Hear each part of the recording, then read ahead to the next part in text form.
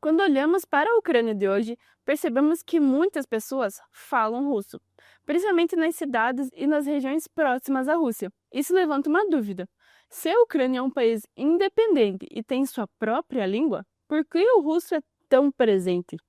A resposta não está apenas na escolha das pessoas, mas em séculos de políticas de repressão que tentaram enfraquecer o ucraniano e transformar o russo no idioma dominante. Antes mesmo da dominação russa, o ucraniano já tinha raízes profundas. Ele se formou a partir do antigo eslavo oriental, falado nos tempos da Rus de Kiev, no século IX. Ao longo da Idade Média, enquanto outras línguas eslavas tomavam seus próprios caminhos, o idioma se consolidava como idioma popular, usado em canções, contos e no dia a dia das aldeias. Apesar de não ter o mesmo espaço político que o latim ou o polonês em documentos oficiais, era a língua que mantinha viva a identidade cultural do povo.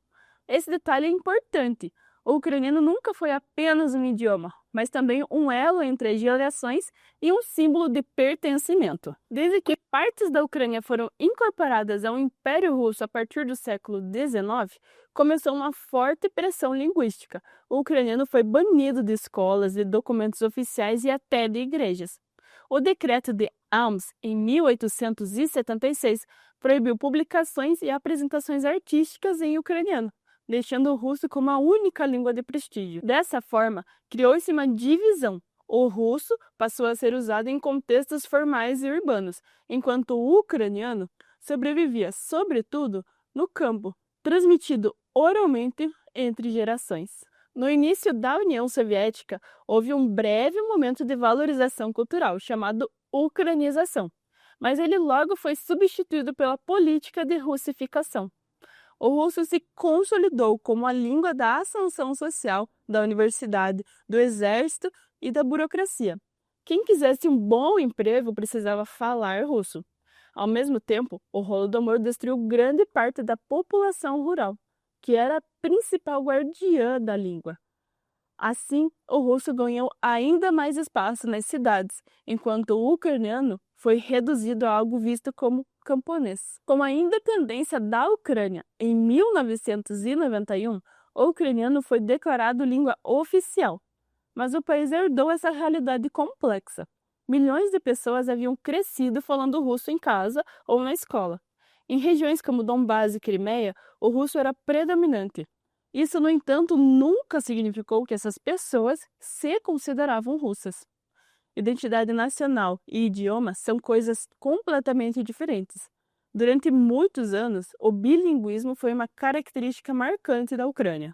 Depois da invasão russa de 2014 e ainda mais após 2022, algo mudou profundamente. Muitos ucranianos que antes usavam o russo no dia a dia passaram a adotar o ucraniano como um gesto de resistência.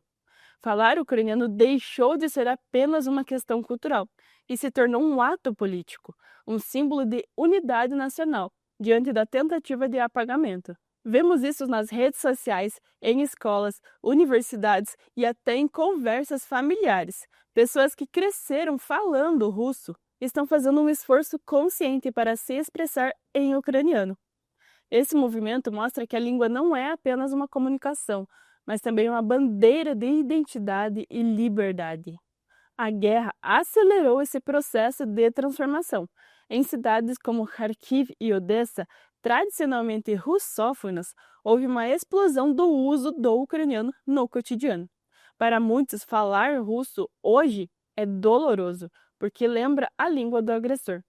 Há relatos de pessoas que, mesmo tendo o russo como língua materna, decidiram nunca mais usá-lo publicamente. Esse fenômeno mostra que a guerra não é apenas territorial ou militar, mas também é cultural e linguística. Olhando para frente, vemos uma nova geração crescendo com muito mais acesso ao ucraniano nas escolas, nas redes e na mídia. A cultura pop ucraniana, músicas, séries, filmes, também fortalece essa tendência. Isso não significa que o russo vai desaparecer totalmente, já que ainda faz parte da vida de muitas pessoas. Mas a cada ano o ucraniano ganha mais força e prestígio, consolidando-se como língua da vida pública e da identidade nacional. Portanto, a presença do russo na Ucrânia não é natural, mas resultado de séculos de políticas imperiais e soviéticas. Apesar disso, o ucraniano sobreviveu e hoje renasce com ainda mais força, impulsionado pelo desejo de se afirmar como língua de uma nação livre. Falar ucraniano é mais do que nunca uma forma de resistir à opressão e de afirmar a própria identidade. Se esse vídeo te ajudou a entender melhor por que a língua russa domina parte da Ucrânia e por que o ucraniano está voltando com tanta força, curta, comenta aqui embaixo o que você achou e compartilhe com mais pessoas. Assim, as pessoas vão conhecer a verdadeira história por trás dessa transformação. Cada palavra dita em ucraniano é um ato de resistência, e cada vez que a língua renasce, renasce também a Ucrânia. Até a próxima!